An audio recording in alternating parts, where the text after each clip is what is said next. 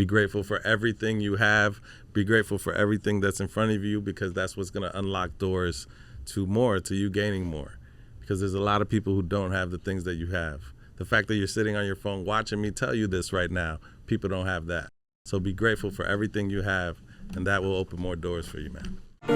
Sliding in the studio, my album coming soon.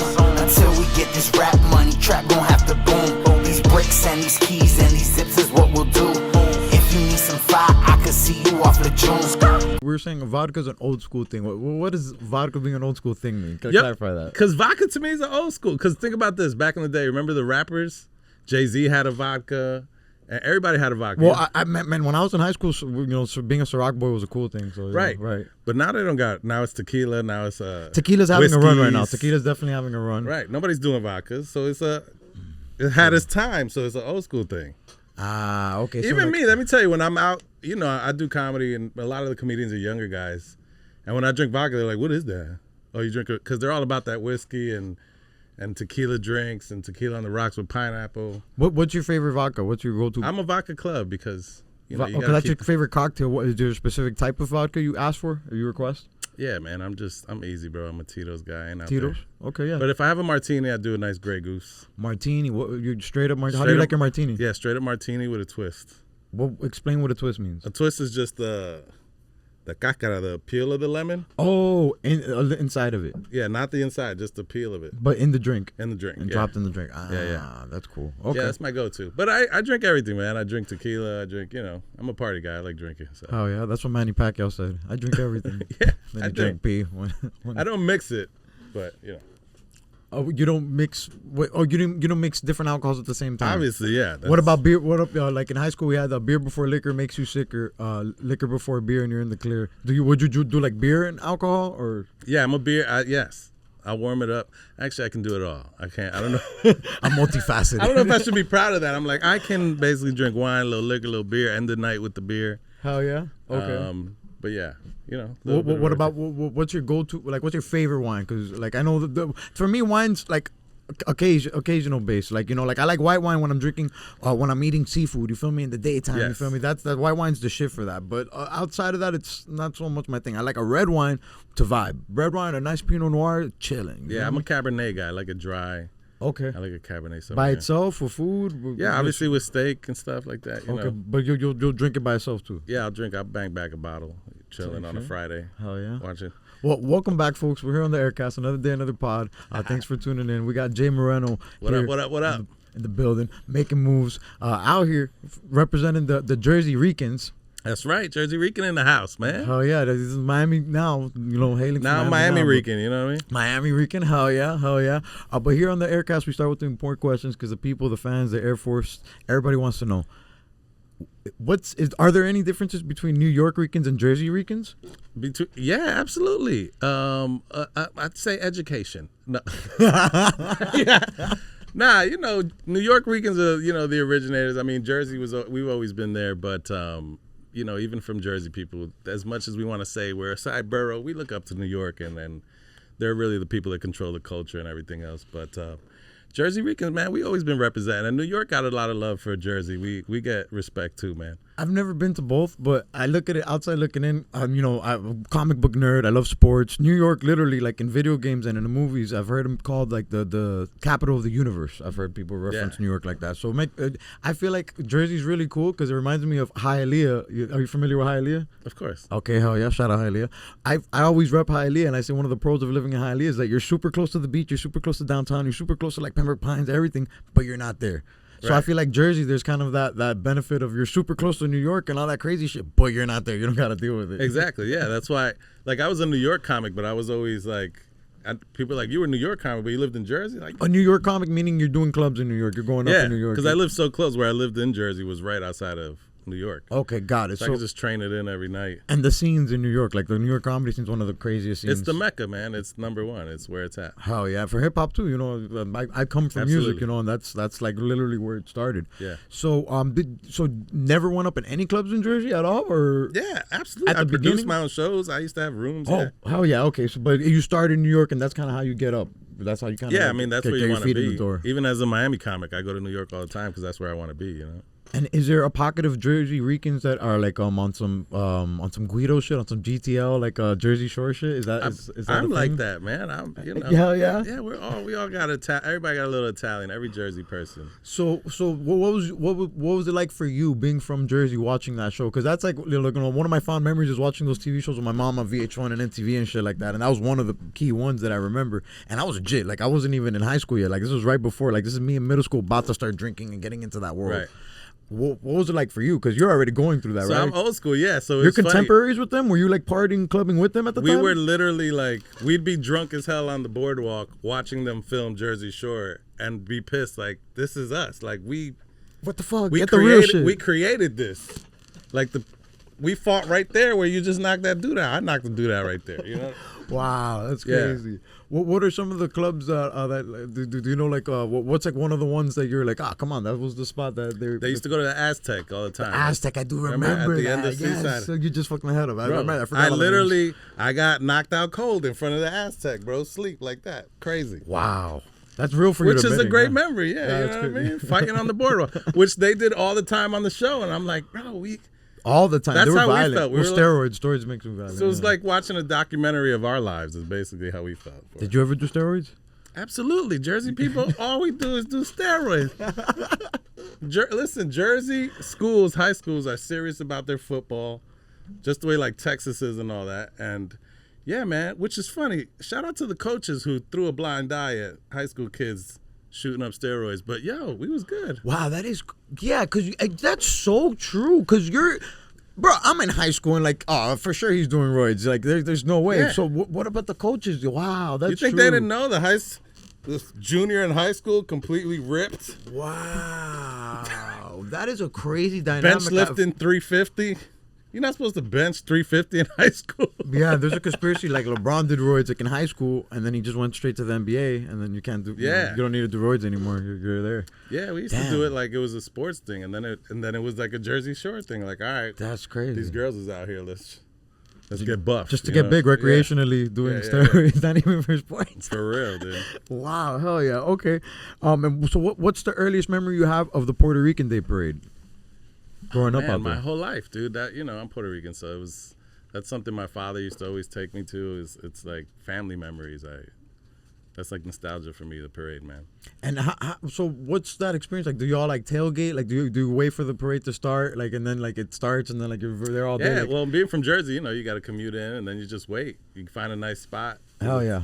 And you just wait for it to come, bro. And then it's so great to see all these Puerto Rican people, literally a million people out there. So it's amazing, man. And it's a full circle moment because you end up rocking out there. You end Now up I'm doing in the parade every year, which is amazing. Yes. every year. How many years consistently have 2 you done? years in a row I've done it, Okay. but I'm in a place where it's like I'm with the family who does it, and they're like, "You're on this every year." When is it? What month does it usually take place? Is it like June. It's usually the first week of June. First week of June. Yeah. Oh yeah. Okay. And so, do you have any plans for like for how you're gonna up the production for next year, for anything like that? Well, I Anything just kinda get different? invited. It's other people, other companies and stuff Right. who run the floats, but then you just get invited because of your influence or comedian. Me, because of I have a tour called the Boricua Comedy Tour. Right. And they took notice of that. That's how I got on the people who run the parade took notice of it and were like, yo, we love this. Let's show the people at the parade. So when you're doing the float, like your float is basically a dedication to the Boricua Comedy Tour, and it's like No, it's everywhere. There's other artists on there. There's singers. Okay. We had God, I wish I remember his name. A young boxer who's like this kid who's coming up. Puerto You're Rican. performing on the float while No, it's no, moving? we're just waving. You're just waving, yeah, showing yeah. love, right? But the right. float has Boricua Comedy Tour flags and stuff. You Got know it. what I mean? Yeah, and that's where the face comes. And Yeah, they're like, yeah, oh, yeah. that's okay. yeah. Oh yeah, okay, sure. And then so shout out to Laugh Lounge. Yeah.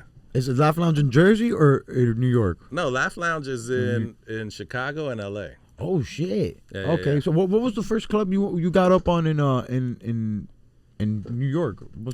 In New York, the first club I ever did was oh shit. I'm sorry. You're right. You're talking Laugh. I'm thinking of Laugh Factory in my head.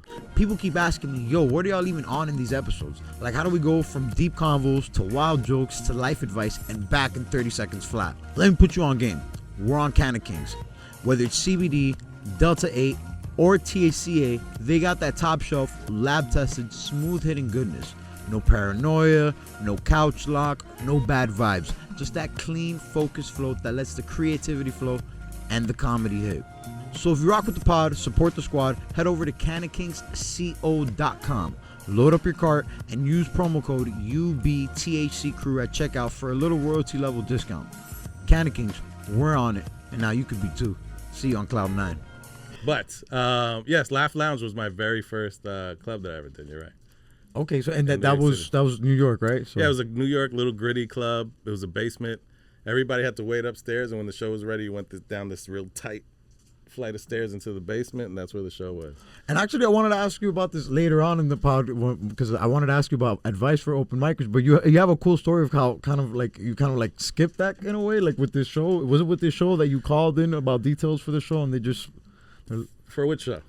So this, I want to get into the story where you said you called in, I think, to get details about a straight up comedy show. Oh, how I got into comedy. This is the first one. Was that at that show? My first time ever doing stand up. Wow, that's a pretty interesting story. That that I think, especially it's kind of like an old school thing. Like I think, but not really, because it's really a testament to just effort nowadays. Because like you'll be surprised how many people just don't DM me like, yo, can I get on the pod? And like it's just it's a matter of effort. So how was the first time you got on stage?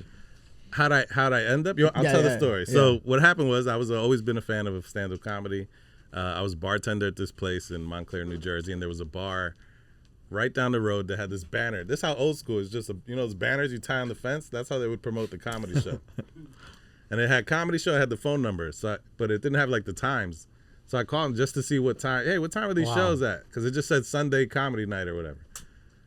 And I end up talking to this lady, and she keeps telling me, I'm the producer of the show. We've been doing this. Una viejita, like a little old lady, so she was being real nice. I'm like, all right. And by the end of the conversation, I guess I was being funny. She's like, you sound funny. You don't want to do comedy? And I'm like, no. I just want to go see the show. Yeah, I'm just trying to go on a date, take my shorty. By the end of it, she's like, no. Come do a set. Do 5 minutes. And I'm like, okay. And she's like, all right, you're on the show. And that was it. I had like a week to plan. Incredible. And then you got DVDs to like do research? I did. This is how old I am. I went to a Blockbuster and brought shout out Blockbuster. Def Jam DVDs, a bunch of them, and just watched Def Jam? Okay, I was going to ask what you got specifically. Okay. All the Def Jam. Like, remember they came in volumes, volume 1, volume 2.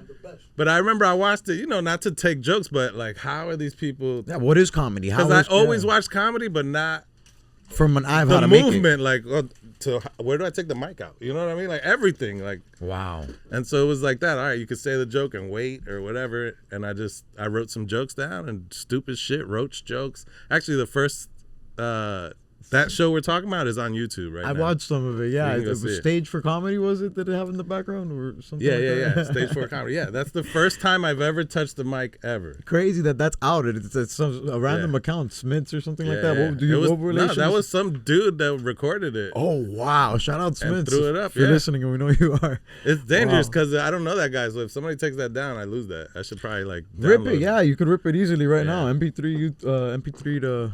YouTube to MP3 or MP4. Yeah, I gotta do that. There's a bunch of illegal websites. Shout out to those. Okay. And a shout out Coyo Taco. Yes, that's a old place. I don't do it anymore, but it's one of my first spots that I got. That's what got me going here in Miami. Because when you get to a new city and you're doing comedy, the comics don't know you and you're doing their shows and they don't really know what's going on. So I started my own club, my own show, and it was Wednesday nights or Friday nights. I forget the night. And they gave me a good budget, so I started paying comics. And a lot of comics weren't getting paid. So this is what you call getting a room. So I kind of want to get into this a little because I'm outside looking in. So getting a room is getting a spot to get that agrees a location, a venue to agree to do comedy at, and then correct. You got a room for the people. Yeah, you get a budget. Right, give me this much. I'm gonna throw the show for you. And bring customers obviously, in. That's why it's appealing to the venue. Then that's why they give you the budget. Got it. And then as the person putting together the show, it's up to you to, I guess, break bread with the comics, get the right comics, get good comics. So that's how you start getting in with people. Is now you're calling people to come work, and you're giving them a spot. You're paying them for the show, and then they pay you back with their shows, and it's like a networking thing, And to my understanding, like Miami, the comedy scene's, turning up now. I really want to make an effort, especially me being such a fan of comedy. That's a big thing that got me into podcasts in general. The ones I listen to are done by comedians, and I love for it to be more blossoming out here in Miami. When you did that, this was how many years ago? The Coyo? Yeah. When you first started doing rooms out probably here, 4 years ago. 4 years or ago. 5. 4 or 5 years. So right, like right after when the pandemic opened up. Right, during the pandemic, I think it was around there. Yeah. Yeah, Miami never really shut down anyway. We never really closed. April, March, we were already wilding out. So around that time is when you started doing it, and then getting those shows. But you were doing that before in Jersey. Yeah. So you had every experience. comic for the most part produces, does their own show. But there weren't a lot of rooms out here in Miami when you came out here? No. I had that one, and there was maybe like 3 other ones, and then the Improv. And the key was just asking, That's why I was like, when I got here, I was like, oh no, my comedy career. But you made it. If you build it, they will come. It built itself. The pandemic is what did it. All the clubs couldn't do anything, and thanks, shout out to Manny, who was letting everybody know, like, listen, you got this big venue. You could put Manny Garavito. Okay, Manny Garavito, Miami Comedy. yeah. Is his handle. Yes, okay. He, all these nightclubs were now putting tables on the dance floor and throwing comedy shows because they could separate they could like abide by the laws or whatever there was. Oh, I got you. Yes, so you have to abide by the social distancing. Separate. So you couldn't have dancing or anything, but you could put tables and throw comedy, and a comedian could talk to them. That's a great point. It was everywhere. Wow, that's crazy. So yeah, the pandemic blew comedy up. We were performing every night, all these clubs, and man, that's kind of got how I caught traction. And so after Coyo Taco, are you running any rooms right now currently, or more doing shows? No, now I'm headlining. I'm on tour. I'm touring the country and stuff. Okay, hell yeah. And would you in the future, would you be open to like opening like a restaurant, a comedy club, something like that? If somebody needs, where's the camera? Somebody needs to come to Miami and open a comedy show, a comedy club. Let me say it again. Somebody needs to come to Miami and open a comedy club, please. Hell yeah. There's people for it. We have one comedy club. Shout out to Miami Improv. That's what we got. But man, if we had one more nice. That's true. That is all we have. B club. The other club is Dania Improv, and you got to go up an hour, and that's crazy. You wouldn't believe how much. I travel a lot. I go to these cities. I meet other comedians, and they're like, "You got one club? What? That's not normal." Right? You can go to Cleveland. Got 4 or 5 clubs. Yeah. We're like, we're Miami. We should have some clubs. What was the name of the club in Cleveland under the bridge? Oh my God, the Improv. That was the Cleveland Improv. Yeah, it's part of the same chain. Shout out Cleveland Improv. If you're listening, we know you are. Yeah. In Miami's defense, it's always been a little bit more high energy. The clubs. Yeah. Yeah, and then but the celebrities want to come here, man. No, of course, Miami's a vacation hub now. They're trying to build it as like a crypto hub and all that. Yeah. But I think it's up to guys like us to take it by the. Yeah, dude, there's space for it. Think about it. A whole giant city of Miami, and there's no other comedy club. Yeah. You would make a killing. Yeah, actually. Especially on the seasons when it's raining and pouring rain every day. That's comedy night. Yeah, and it's crazy because Sergio brought this up. Shout out Magic City Pacino, episode 56. But he brought it up. He said, like, a lot of comics, feel like they have to leave Miami to blow up. Like, they have to go to New York. They have to go to L.A. And, yes, because the comedy scene's great there. And, of course, you got to travel, hit the road. But it would be great if, like you're saying, another club opened up here and there was the infrastructure here where comics could just blow up out here. And it's little by little, like a Marcelo from he's on SNL now. That's huge. So little by little, it's opening up. But that's a crazy point that there's just one club out here. So it's not a lot of opportunity. There's only so many sets, only so many nights you can get up on here. That's crazy. Even Austin now is blowing up the Rogan thing. There's like 5 clubs people mentioned besides the one he opened up. That's crazy. Austin is huge. Wow, dude. So, wow. Have you visited Austin yet? I have, yeah. I've done shows. I've headlined out there already. Okay. Have you tried to get on like Kill Tony or anything like that? Nah, I don't think I'll ever try to do that, but... No, really? Because just like it's It's just crazy. Yeah, I don't know. I've heard like the waiting in line. I don't know if you heard, like hundreds of people sign up to it. As comics. Yeah. Right, because now even civilians could sign up too, right? So it's all one list. Right, and it's crazy. There's like... Invite you to be a guest. Oh, no doubt. Of yeah. course. So, but I was under the impression that maybe the line for comics was separate than the line for civilians. Nah, bro, you because they have a standing in separate line with green room or like have a waiting room for the comics, right? I was told you're just in there with everybody, like college guys, 2 homeless dudes that just signed up because they want AC. So they're just standing there too, like it's wild. Right, and the separate room for the comedians that might get picked, right? I guess, yeah. I don't really know, bro. So I've watched the show a couple times. And like sometimes people get picked and they get brought up from the crowd, but then they have comics that get picked that are like in some magical like. Oh, I feel like those are the guys who already made it or whatever. Like they've been picked before. Oh, gotcha. Oh, that they're just being brought up. Okay, I feel you. Okay. And then shout out the guys that have been there before. Shout out Local 725. Yeah, man, that's what I did all my life, man. I was in the union. I was a local That's cool. pipe fitter. I know how to weld. I work on like industrial air conditioning and stuff. Hell yeah. I did some union labor work out here in Miami, like building like shows and shit, like production shows and like Disney and like wrestling. Yeah, those are great guys, man. Shout out to Union 725, Local 725. Yeah, union's great work, great benefits. Hard-working dudes. Yeah, Yeah. man, they're great. People with lifetime jobs with that. What was your last job before doing comedy? That was it? Yeah, yeah. Okay, and now full I time. literally quit the union to do this. Wow, that's great though. That's a lot of people's goals to be able to do content, any type of art full time. Yeah, well, yeah, it's hard. I'm not fucking, How long have you been doing it full time? we ain't out here rich just yet, but How long have you been doing it full time? 3 years, 2 years, Hell 2.5 yeah. years, 3 years. Oh yeah. I mean, I still work. Like I do AC, but now I just do it residential. Like, but I don't work for anybody. I just like No, but independent when my work. neighbor knocks on my door, like my AC's out, and then I charge him $300 to fix it. That's great. That's how I get paid. Yeah, no, but the fact that you're eating off your talent, that's incredible. Yeah, yeah. That's I raw. do things. I'm like signed up to what is it? TaskRabbit. You guys know TaskRabbit? TaskRabbit is like, like it's a a gig app. It's Yeah, like but for you can be gigs. like, dude, I get called off that all the time. Like get little jobs off that. Wow, that's dope. I gotta look into it. Okay, hell yeah.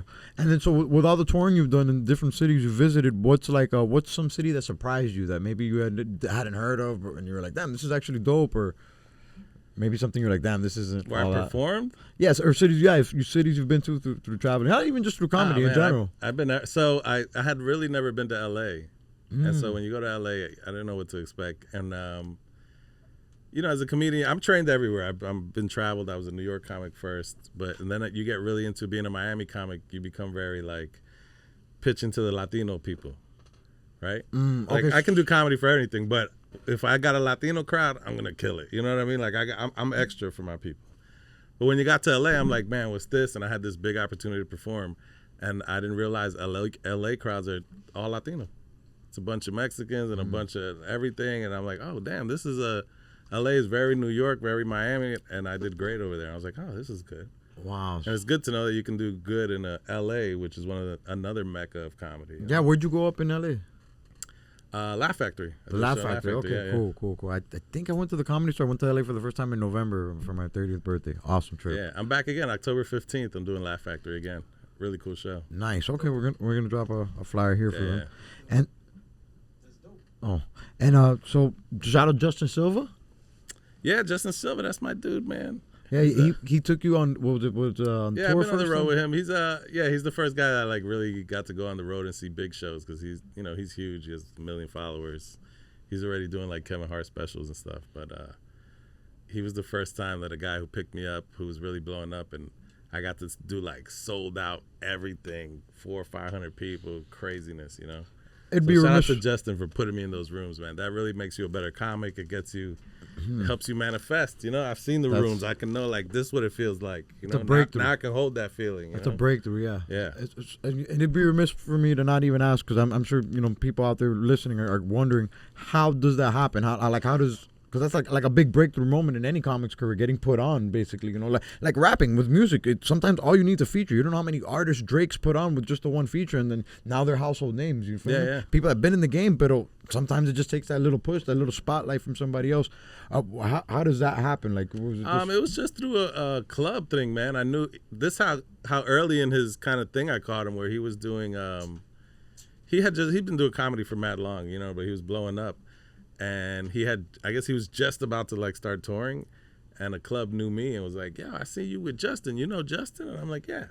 They're like, "We would love to have him." So I called him. I was like, "Yo, this club wants you to perform." Hung up the phone. He called me back. "Hey, I got that club." And I was like, "Oh, that's what's up." And he's like, "You're gonna be my feature." And I was like, "Great, let's do it." Wow, just And that was making it. connects, Yeah. connecting dots and just showing yeah. love. Wow, that's dope. It's I think it's cool for people to hear that because especially in Miami, there's this doggy dog culture, especially with the music game. Like it's hard for like music people to come together. Supposedly, like there's this whole narrative that everybody's out to get themselves. But when you hear things like this, I feel like it makes people more, I guess, open to putting people on because like there's enough for everybody to eat. Yeah, sure. You feel me? Absolutely. And putting somebody else on doesn't take anything away from you. You feel me? Especially not, man. with anything, comedy, music. Especially in comedy, because comedy is for everybody. Like, your jokes are never gonna be like mine. And there's different styles of comedy. Right. That's what's cool. Like the best shows are you see different types of comedians. Like not the same type of person over and over saying the same type of jokes, the same type of topics. I mean, even if you did, like I do the Boricua Tour. I'm putting 4 Puerto Rican people from basically grew up the same neighborhoods, completely different sets. You know what I mean? Exactly. Right. And everybody approaches comedy different. That's what's cool about it. So let me. Did you ever do therapy? Have you been to therapy yourself? No, I need therapy badly. I can't afford it. My wife helps me look for it. This is some deep shit I'm saying, for real. I've always wanted to talk to a therapist, but I can't find it, bro. I can't afford it, at least I should say. Damn, you've looked into it through insurance? Or everybody I don't says have it's insurance. Not... Who got insurance? Oh, fuck. Oh, that's right. Imagine we living in the streets out here, bro. Fuck. I don't got no insurance. Comedy's not your therapy. We're gonna. No, hell no. Comedy's not my therapy. Yeah, comedy's an outlet. Nah, you know what it is, man. Sometimes I go 2 or 3 days without a show, and then I'll just go hit up. I'm not even booked. I'll just pop in on somebody's show, like, yeah, let me do some time, and I feel better, man. You know what I mean? But yeah, but that's different. At the end of the day, a professional being able to have an outlet where you talk about comedy, where you talk about everything. I got things. Everyone got things he's stressed out on. 100, yeah, and I think it's healthy to be able to vent it out to somebody that isn't biased or isn't gonna try to influence Absolutely. you one way or another. Yeah. That's why I talk about therapy. I think therapy is a big topic. I talk about it a lot, like, because I guess I try to use my wife as a therapist, and she's like, I don't want to be hearing this shit. And she's like, you need therapy. I'm like, well, find me a fucking therapist. and speaking on the comedy, is skit writing, do you approach skit writing the same as you would approach like comedy writing, like joke writing? The skits on my Instagram and stuff? Yeah, like, the comedy skits. I'm going to be honest, a lot of those are like just remakes. Like, I'll see an idea. Somebody did something. I'm like, oh, I'm going to do that. And then I'll just put my twist on it. Your spin on it. But that's how I started it. Because honestly, I didn't know, I was always posting stand-up clips. But then I was like, I got to do some other skits, and I did that. I just copied it like, oh, this was funny. I'm going to do this. And what I learned is through that, because that was me like dipping my feet into the skit game, is that then you start thinking of your own things. Then you're like, oh, I could do this, but completely reverse. I'm going to do it this way. And then, Wow. It helps you. Because people are like, how do I start thinking? I'm like, I just started copying people till I started thinking of my own things. Fake it till you make it, yeah. And then at the end of the day, in music, they say like every bar has been said, every rhyme has been said already. You're not saying nothing new. Bro, what was it? Diddy used everybody's old beat. Oh, like sampling and shit and flipping old Remember? beats? Yeah. Puff Daddy's his whole career was using old songs that he knew were hits.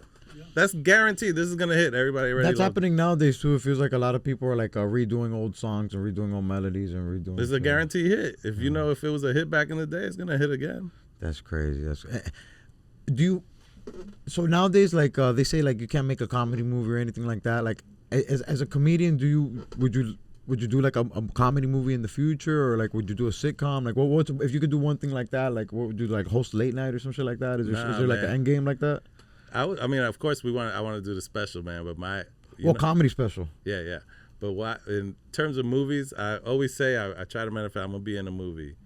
I want to be in a horror movie, bro. A horror movie, bro. But I want to be in some like. I want to die horribly, like some dramatically.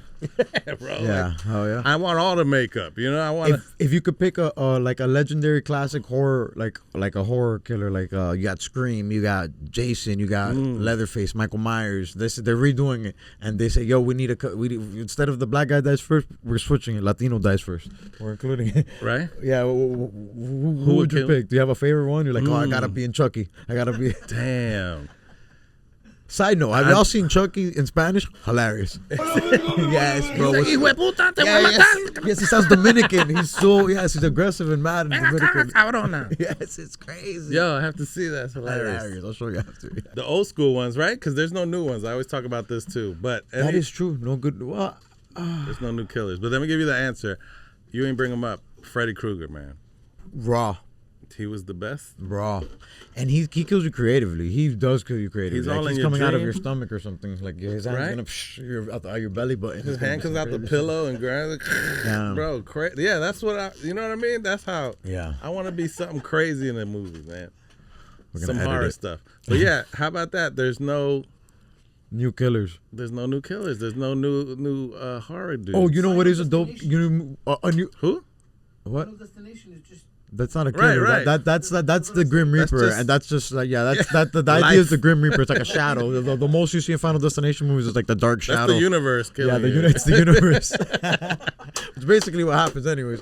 But the new killer that I'll shout out to is I think it's the Strangers that they just pull up on people in the woods with the white faces? Yeah, and it's like 3 of them. Those are good. Yeah. That shit's just Those trippy. are scary. Yeah. But you know what I've realized as you said that, I'm doing the math in my head. Like the more popular scary movies now are like Possessions and like The Conjuring and like Annabelle, like the little doll. That's you could say that's the The Conjuring. I think they have like some weird monster thing. They had The Nun. Remember The Nun? Yeah, I didn't see it, That but was yeah, pretty I'm scary. familiar. The Nun is part of the Conjuring series, yeah. right? The universe, the Conjuring verse. Yeah, I'm into that. I love The Conjuring. Pretty scary movie. They just came out the last one. Yeah. What's the review? I didn't see it yet. I haven't seen it. Oh, okay. What was the? They've dropped a lot. What's that? 5? I want to say that 4. 4? Yeah. Damn. Okay, and besides The Conjuring and Freddy Krueger, what's another like classic horror? The best horror movie is Yeah. Insidious. Insidious. Have you ever seen Insidious? No. And there's multiple parts as well. Yeah, but Insidious is crazy. one really changed the game. One I is remember crazy. once people were like raving that, yo, this is Yeah, crazy. it's bad. It's That's one of about those, like possessions and shit. yeah, something like that. It's about like he goes into the underworld. Like, Right. It's not a person killing people. It's not like Scream. It's not like a physical. yeah, no, person, it's like yeah. scary. Yeah, like Do you believe in ghosts for real? Possessions and all that shit? sure, I guess. I don't know. Is you're familiar with Santeria, right? With like humans? I am. Is that prevalent with Puerto Ricans? They do something like that. Is it Santeria as well? Yeah, Yeah. for sure. I didn't know that. That's crazy. All that, bro. Jamaicans, everybody doing that. Yeah, that is true. Yeah, they're all kind of Haitians. on the in their own way. That's voodoo. They call it voodoo and stuff, right? But yeah, but they call that's why I was thinking. Like the Ricans call it like coquiria. Coquiria. What's up with the coqui? What's up with him? He's doing good. He's out there coqueando or whatever. It's a real thing, right? He is a real frog, right? Coqueando. Like Coquillando. Santeria, coqueria. Yo, we're wilding. Okay. All right. So, and then the favorite vodka, we did get into that. And what was the cocktail with the martini with the twist? Martini. It's just a martini, straight up martini, and vodka club soda is my 2 drinks. And shout out parental advisory, the pod with the Yeah, that's something I started with my wife, but we're not gonna do that anymore because you can't do stuff with your wife. Because we did a couple episodes and then we got into a fight and she was like, I'm not doing that damn podcast with you anymore, and I'm like, what? And then 3 days later she's like, are we gonna do an episode or not? I'm like, I can't trust you. I'm not doing this podcast with you no more. So You got a low key. The podcast is the fight. That's the one that goes. that's viral. what we have to put on, right? That's the one. Unfortunately, You know what it is? Honestly, my wife got a podcast too, so she's busy. But Oh yeah, let's plug it. What's it? it's called Third Eye Talks. Third Eye Talks. Third Eye Talks, and it's it's top 10 in the world in a spirituality podcast.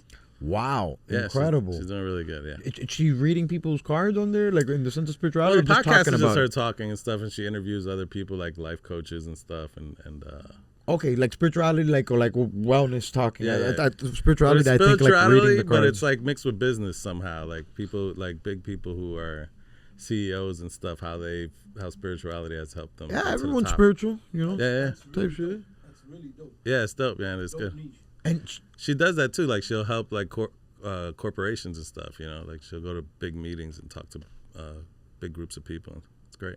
do you have a favorite TV I sound show? like an idiot talking about it. But No, what? Dude, right? You sound I'm like a like she supportive talks husband. to people about things. Nah, she's gonna see this, be like, he knows so much about me. doesn't He's know so, shit. He's so informed. It's true, She's man. like, I sell insurance. No, she doesn't. But do you have a favorite TV show that you picked up from her? Like, like I guess a wife show to call it, like a show that you see your wife watch. You like, Boy, she's into all that, all those girl things and the dating shows. And do you have like a favorite one that you Love ended is up? Blind. No, I'm not. No, What's Love is Blind? Like for blind people? I thought they had an No. autism show. they do. I feel like they have one. Love on the Spectrum. Love Island. Love on. No, she like Those Love is people are on the Blind. spectrum, Love too. is Blind is just 2 people meeting, and they don't see each other. They just talk to each other through a Oh, wall. it's a blind. Oh yes. Okay, I know what you're and then talking they gotta about. pick each other blindly. That's a good one. You've seen it? Yeah, that one. You know what? I'm kind of into that one because it's crazy. Because I don't know. She wasn't into the Love Island, the whole Love Island craze. that No, just she didn't do happened? Love Island. She just does the dating and the marriage, married at first sight. I can't stand these shows. What's man. Marriage at First Sight? Oh, that's a different show altogether. That one is you just get hooked up. Like you show up and they're like, you're getting married today, and you don't meet the girl till the altar. That's what they do in like India and like Dubai. And to America, it's out of control. So, but Americans are doing this, but they're signing up to be randomized with damn. And unfortunately, because I've seen it so much, it works. Some of them are married with kids. From the show. Mm-hmm. Wow, that's crazy because like all the people from like The Bachelor and all this stuff, they hardly ever stay together, to my understanding. That would, in your heyday, in your youth, like when you were watching Jersey Shore. Well, you did say that when you were watching Jersey Shore, you'd be like, that should be us. So you'd be you're always done to be like on reality shows and shit like that. Would you do like a reality dating show like when you were single? Hell yeah, I would. Yeah, man, I would have done. I forget it. There used to be one. MTV had one. Remember that they would. They had a couple. Eliminated. It was Eliminate. Eliminated. No, I never saw that. I saw Next. I remember. Oh, was it Next? Next was the bus, and sometimes the people would be arguing like Next. They'd be like, yo, they wouldn't make it off the bus, bro. They would get up and like, no, Next. And be like, damn. That's hilarious, yo. Yeah, that is crazy. Next was this crazy. That does damage to people's mental health. You know, if that happens nowadays, somebody's gonna off themselves. You got Nexted on TV, and it's a whole episode on MTV. 2 steps in. And what's it like dealing with the disruptive crowd when you're like on stage? Like for an example, the one in Philly. Like when you were in Philly and like you have like a crowd full of like I guess a noisy crowd. That's the right way to. Well, Philly's Philly. Philly's always gonna Philly. Shout out to Philly. I love the cheesesteaks for real. Yeah, it's a great city. Super fun city. There, I like that energy. I got Philly in me, man, where I like to party. But no diddy. What's it like with them, man? It was just a great, what he's talking about is Philly. I did a show in Philly, and they were just heckling the entire time. And what would be an advice though, like for like comics that got to deal with that? Because that's something that I guess like you don't deal with until you're doing bigger crowds. So like it's imagine you're probably hit with that. You deal with it in small crowds, but it's easy to deal with it in a small crowd because it's right there. But a big crowd is I've learned different ways, man. I learned different ways through headliners that I work with, and like I used to work with this headliner that if people heckled, he would just stop. He would just stop talking and just sit there in dead silence. And the people would be like, yeah, do that. While people were shouting, he would just wait. And then it would get awkward. He'd be like, I'm just waiting for you guys to finish. And then he would just sit there silently. And the crowd would be, and you would hear people start, shut up. Of course, yeah. Everybody's looking at you too. He'd be like, all right, you guys are done? And then he would keep going. I'd be like, that was impressive. That's great. And then another thing that I do is just ignore it. If people start talking to me, I just talk a little louder into the mic and keep going with my joke. Yeah. And then that makes them feel stupid too, because you're like, oh, he's not acknowledging me. Yeah. And usually someone at their table is like, bro, shut up. That's good. Those are good tools to have. That's good, like tools of the trade, because especially nowadays, like I like comedy, but I don't want to say it's a complaint, but like I just feel like too many. Like there's kind of this culture where like everybody's doing crowd work and like people go to comedy shows expecting crowd work. It's like, no, that's like if it comes, it's cool, but like you kind of expect crowd work at every show, and like that kind of opens this culture where I think people will start talking shit like, oh, I want him to interact. It's like, no, that's not how it works. Let them pick their spots and let them call you out. You feel me, if necessary. But I think it's cool for people to hear that, especially comics that are dealing with it coming up, because you're gonna get hit with that one day, and like you said, one person's easy to manage. That's one fire to extinguish, but multiple fires is like, bingo, shut the fuck up. Yeah, I see a lot. I think if I could give something to comics is, don't let it. I see a lot of comics that'll be in the middle of a good joke, and I'm like into the joke, and somebody will say something, and they'll just stop what they're saying, and be like, "What'd you say?" And boom, like they don't even finish the joke because they. You don't have to acknowledge anybody. Keep telling your joke, man. Don't let it kill the joke. Yeah. Oh, that sucks. Yeah, especially you're dead in the middle. You're about to hit the punchline. I hear people about to hit the punchline. Somebody talks and they'll go, you ruined the punchline. No, they didn't. Say the punchline, bro. Like, right. Well, I have seen that. The first one, I don't. The first one, it's hard to remember if I've seen it, because I guess you get so excited with the crowd. You're like, oh, they're interacting with the crowd. Maybe that one's skated by, but that second one I have seen, where people are just like, oh, well, he ruined the joke. Great. Now he knows. Hey, you want to do the show? I've seen comics. Yeah. Then why are you giving people so much power? Like, you got the power. You're the professional. Yeah. You're the one on stage. You have literally the mic. That is dope. That's a great way to look at it. Yeah.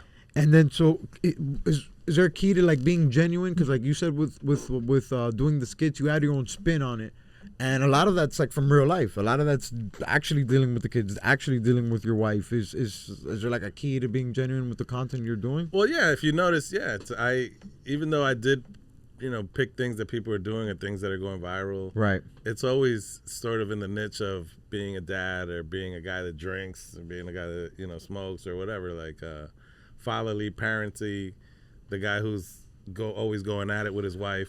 So I try to stay in that family man niche, that party dad kind of. Party dad, that's cool. I got it. Okay, so and it's more like looking at yourself, like, what do I really do in life? Yeah, And this it's is really it. who I am. So I need my skits to project that. That's real. That's real. I guess in a world where so many people are trying to portray different images and different, they're trying, I guess, to appease to what I guess they think is gonna work or successful. Yeah. What really is successful is being yourself. Yeah, that's because to me, if you look at my page, a lot of the skits are just music playing and me doing funny things in the background. Like I'm not even talking. It's like a funny gesture. Yeah. But through what the skits are showing, you can tell, I know who he is, Oh, he's a dad. Oh, he's always beefing with his wife, or he's that guy. And the kids love Fortnite. How much you think has been invested into V-Bucks? Oh my God. So much money. They owe me money. Why are you bringing that up, bro? Well, they might make it. This clip will do great. They start streaming or something. Yeah, I need some V-Bucks money back. My kids they could have brought the whole game already. I can't believe that you have to pay to play video games. Can you believe that? What's wild is Fortnite's technically free, but everybody, it's the skins. You want to get the shit that the flex. You want to flex. You want to have the thing. There's a bunch of things. They paying for stuff all the time. Yeah, you could put like skins on the guns and like you have backpacks and you have like the sad part sword. is like my kids from grandma or something, they'll get money and it's immediately on that. Wow. And I'm like, you don't want like some sneakers, or you could buy anything else. I don't. No, I'll buy some skins. But it's crazy. That is crazy. Maybe when they get older, they could flip it. I think they could flip the account. I think with all the skins, there'd be somebody else out there like could just buy wholesale. Oh, you think so? I think so. I think so. That'd be dope. Yeah. And then between basketball, sports, or baseball, do you have like a favorite sport that you like selfishly like to like attend the most? Football, man. I'm a football guy. Oh, okay. Well, do you have a team? I'm a Dallas Cowboy fan. Yes. Nice. Okay. Well, how are you feeling about what they do in the second week? Who they play? We won. We played. Oh my God! I just watched. It was a close one, right? It was a close game. Yeah. Oh, we played the Giants. The Giants, which we should have won. That's insane. I mean, we should have won. We should have destroyed them as well. I mean, yeah. We did win, but yeah, we should have blew them out. But that's Dallas. And the first game didn't look that bad. I saw the highlights. We almost won that. They dropped. Dak looked good while still missing, yeah. but like they were there. Like it was more on the receivers. Yeah, he still looked good. Second game still looking good. We're gonna be all right. You're not tripping on the Micah Parsons situation? Nah, man. Here's what people are like, oh, Micah, we had him for the last 4 years and we didn't go anywhere. So I don't see what's the difference, right? Yeah, when I heard Jerry say we didn't even make the playoffs one year. That was a cool thing. With Micah Parsons. Yeah, so. Jerry said that we got to stop the run, and what's the best way? People see Micah's good, and what's the way you deal with somebody like Micah? You run at him, and we can't stop the run. So I was like, damn, that's true. Yeah. Just switch it up. Yeah, there ain't nothing wrong with switching the scene and switching the environment sometimes. I think we'll be fine, and now I think this year might be rough, but we got 2 first draft picks for Micah. Oh, wow, that's true. So next year, we'll see what happens.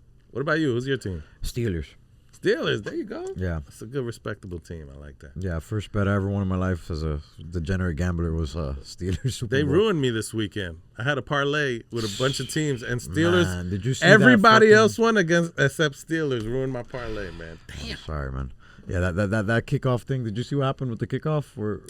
Nah. There's a new rule, and we had I think he might be a rookie, one of our running backs. He was on the return, and he, but back in the day, last season, if you touch the ball and it bounces into the end zone, dead play, touchback. Oh, yeah. And they scored a touchdown. Because the ball was in the end zone and the buddy wasn't trained right, which is crazy. Mike Tomlin, I respect Mike Tomlin. He's a dope coach. I've never really complained about Mike Tomlin. There's been every time I'm about to start complaining, that he starts, the team comes through. But yeah, bro, I guess they didn't train on that, and then he's the craziest touchdown ever. That really changed the momentum of the game. But yeah, and the Dolphins are trash, so. I love football. I don't know how I'd be a football fan if I was a Dolphins fan. The only thing that excites me about them being so much trash is that I get to take my kids to the games for cheap. So. I just saw my first one this Sunday. As soon as I see them losing, I'm like, we're going to sit close too for $50. Yeah, crazy. I just went to my first game as an adult this Sunday.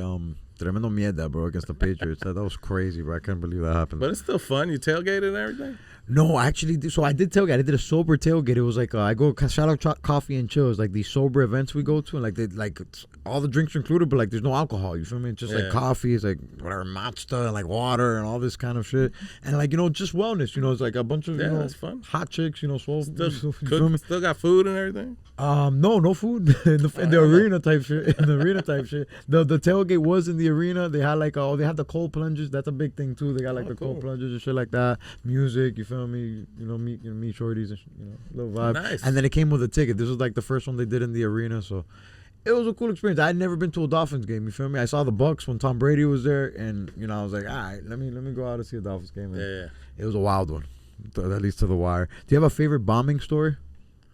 Me bombing? Yeah. I don't know if I have a favorite one. Nobody has a favorite one. But yeah, I've bombed so many times, man. In the beginning, you always do. I guess my favorite one, not favorite one, but famous one I did is I went to a club, the Laugh Lounge, when I first was starting, and I went down there. I was supposed to do 5 minutes. I told one joke, which lasted maybe a minute and a half, and when I tell you I blanked out, like imagine a black chalkboard. That was my brain, and I was just to a full crowd, and I couldn't think of anything, and I just started screaming the producer's name. I was like, all right, guys, thank you so much. Give it up for Angel. But I had only been on stage 1 minute, so the host had gone, I guess, to smoke a cigarette. So I'm just screaming Angel. I'm like, Angel to the stage. And that's all I'm doing on stage. I'm not telling a joke. I'm not trying to. Everybody's like, he needs God? Is he asking I'm like, for Angel, an angel? Angel. And then he finally comes running, and I'm just drenched in sweat at this point. No way. And yeah, that was a good learning experience. The crowd they didn't react. They were probably confused. Yeah, absolutely. They were just like, what's going on? And I remember kept saying, I'm sorry, guys. He'll be here in a second. Angel, shout out to Angel G. He's still out there producing shows in New York City, man. Oh, yeah. That's my boy. Oh, yeah. And shout out Ellie in Ship to Shore. Yeah. The first show I ever did in Miami Improv. She's the one that got my foot in the door. What's Ship to Shore mean? I think she was putting on like cruise ship comics or something. Oh, got it. From the cruise ship to the show. I got you. And then you got on that show. I wasn't a cruise ship comic, but yeah, she just threw me on. I think she just like held on to the name because she started putting like other people on it. I don't know. That was new. Like when I came to Miami, that show existed. Have you ever been on a cruise? Yeah, absolutely. Just went in on one. What I've been thinking about doing a comedy on it. People do comedy on cruise ships too. That's a whole nother career. But yeah, it's cool. I like cruising. Cruising's cool. I've been on cruises. Yeah, Comedy's it's fun. Yeah. Get banged up. Everybody's in the vibes. Everybody's you know it's a vibe. The show. I've seen the comedians too. It's pretty. I want to say easy, but you're talking to a bunch of drunk people. Bro. Yeah, that's what I'm saying. Everybody's happy on vacation, on drunk. A lot. Sometimes there's like the earlier crowds are usually like family friendlier shows. Later crowds more raunchier. So like I could see that's good to get your reps and stuff like that. And then you're vibing. You're on a cruise. You're getting you get to get off wherever you go. Yeah, hell yeah. And then we have this segment called the Shoot Your Shot segment. Is there any comics you'd like to feature for or anything like that in the game? To feature for? Or like maybe, or better yet, invite to the Boricua tour next year? People that haven't been on the Boricua tour that I need. Gina Brillon. She's a Puerto Rican comedian. Legendary, yeah. We saw her. You guys know Gina? Yeah, man. Yeah, she's great. Had a great show. Yeah, super funny. And we've tried her, but she's almost got on, but she's just busy. She's like super booked. She's huge, yeah. And I can't afford her sometimes, which is great. I love to see that. Other Puerto Rican people, I would love to I feel like Lin-Manuel would love to just know about the Boricua Comedy Tour. So if I could get Lin to just hear about it, which was really cool because in New York, I had a show all last year, a monthly show in New York at this place called Stand Up NY, and it was right across the street from, oh my God. What was his play?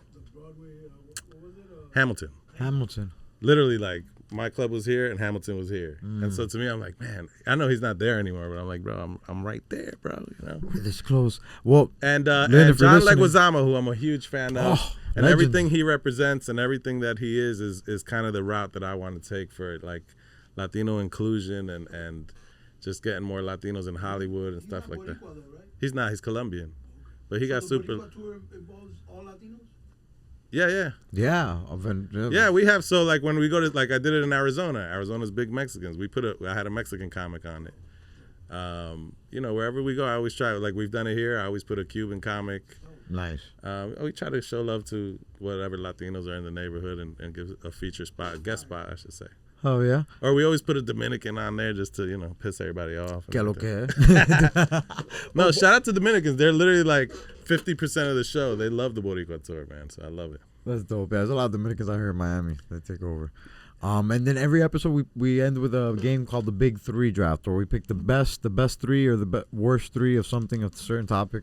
We're gonna do Boricuas. We're gonna do Puerto Ricans, the best, most iconic three Puerto Ricans, pop culture. All right. We could open up to fictional characters too, I guess. Draft style, yeah. So one by one, just in case we can steal each other's picks. I pick something that you were thinking of, but guest always goes first. Well, obviously, got to go with Bad Bunny. Damn, that would have been my number one pick. That's too a good easy. one. Yeah. That's a good one. Okay.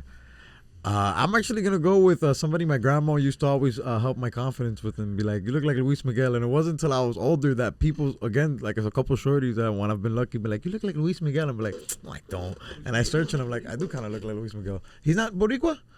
I'm talking shit? Damn, took my shit. Damn, bro. What else? I'm going to switch it to Luis Castillo. Legendary baseball player that Florida Marlin, which was raw. Damn, Luis Miguel isn't? I'm talking shit.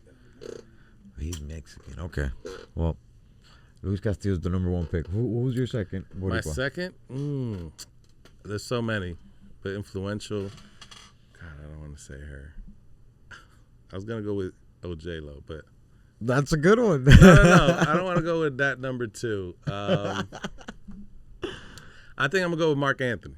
Damn, Mark Anthony's good. Mark Anthony's been in the game a long time, and he is a real, for people who hate on, he's not from Puerto Rico. He's from New York. He's a New Rican. Yeah. And he caught a lot of hate for that. I mean, and I get it too. Oh, you doing Boricua tour? You're not even Boricua. And I'm like, bro, come on, man. We trying to push the culture. Like, it's for all of us. Right, and that's what you identify as. That's what that's you. That's your family. That's your culture. So that's what he crazy. did. I like that he he made it through, and now You are Boricua, Jay.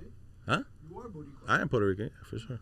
Yeah, but when you say people say you're not Boricua, what do you mean? Like, because you were born here? This is the thing. Where if you're not born there, you're not. Right, from Jersey. Same thing with Cubans out here. Cubans will be like, "Oh, you were born here. You're American," and then Americans will be like, "Oh, you're Cuban." So it's like this whole who am I thing. But it's like, nah, man, you are who you know. It's like that's an immediate question. I'll do the Boricua tour show, and in the meet and greet, were you born there? And I get people want to know, but they're like, does it matter? Like, that's wild. That's wild. Okay, then I'm gonna take J-Lo off the board because imagine. Shout out J-Lo if you're listening. We know you are. Go, boy. What else? One more? Yeah, last pick right here. No, Last it's your draft turn, pick. though. I got J-Lo. I took J-Lo okay, off the board. Yeah, I stole That's what J-Lo. I'm saying. Okay. Damn. I could pick like sports legends. There's so many. There's a couple. Yeah, there's a couple that I'm surprised neither of us have said. But I fucked up the game with Luis Castillo. My number one pick. My baseball people go. Oh my God! You know what? I just thought of one that I want to say because he's a legend. I have to look it up. Do I have time to look it up? Hold on. Of course, man. Come on, you're good. Or can I just say I'll help you guys? Do you guys? I don't know. Do you Just say it. My dad's a sport pop culture Wikipedia in a way. Oh well, He's 50. He knows a lot. You know the Roberto Clemente? No, of course, no, not him. No, it's an actor I'm looking at who I really love. Oh, Luis. Yeah. Benicio del Toro is one. No. Luis Guzman. Yeah. Luis Guzman. Luis Guzman. Oh, Yeah, man. Shout out Luis Guzman, episode 53. Bro, Luis Guzman. Yeah, Luis Guzman's a good one. Bro, legend, bit and crazy thing. Carlito's Way. He just did the Addams Family, right? He's the dad in Yeah, Wednesday. It's incredible. Gomez. Bro, Yeah. legend. He's in everything. He's doing the Drink Champs movie in the future. It's Bro, crazy. Puerto Ricans in Paris. Bro, legend. Oh wow, Puerto Ricans in Paris was a big one too. That's Crazy, crazy. yo. That's crazy. Great. I love that guy. Oh, and then my third pick is gonna be DY, Daddy Yankee. Oh, diggity that. Yo, and we end every episode with a message to the people. What's one message you like to give out there? My message, and if you've been to my show, you know I always say it, is to be grateful. Be grateful for everything you have. Be grateful for everything that's in front of you because that's what's going to unlock doors to you gaining more. because there's a lot of people who don't have the things that you have. The fact that you're sitting on your phone watching me tell you this right now, people don't have that. So be grateful for everything you have, and that will open more doors for you, man. And I'm grateful for y'all for listening. We're going to see you next week. Peace. Later. Hey, shout out to Pitbull. He produced that Puerto Ricans in Paris. Shout out Pip for producing Puerto Rican Pitbull. Peace. Sliding in the studio, my album coming soon. Until we get this rap money, trap gon' have to boom. These bricks and these keys and these zips is what we'll do. If you need some fire, I can see you off the June.